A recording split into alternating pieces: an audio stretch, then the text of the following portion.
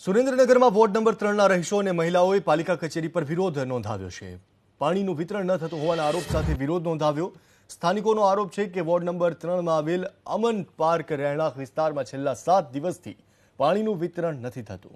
લાખોના ખર્ચે પાલિકાએ પાણીની નવી પાઇપલાઇન નાખી હોવા છતાં પાણી ન આવતા લોકો રોષે ભરાયા અને જો આગામી દિવસોમાં પાણી નિયમિત નહીં આવે તો ઉગ્ર આંદોલનની ચીમકી ઉચ્ચારી છે। हमारा संवाददाता दुर्गेश मेहता जोड़ाई चुक्या है। दुर्गेश, अत्यारे लोको विरोध प्रदर्शन करी रहा छे, तेमनी मागणी शुं छे अने पालिका प्रशासन तरफथी तेमने कोई खातरी आपवामां आवी छे?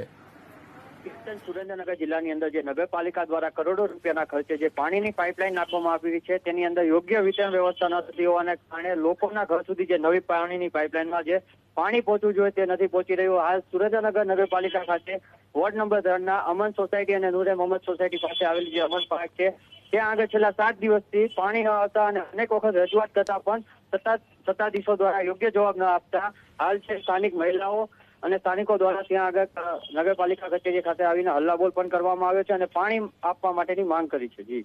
जी आभार जानकारी आपवा माटे। तो सुरेन्द्रनगરમાં वोर्ड नंबर 3ના રહીશો અને મહિલાઓએ પાલિકા કચેરી પર વિરોધ નોંધાવ્યો। પાણીનું વિતરણ ન થતું હોવાના આરોપ સાથે અહીંયા વિરોધ પ્રદર્શન કરવામાં આવ્યું।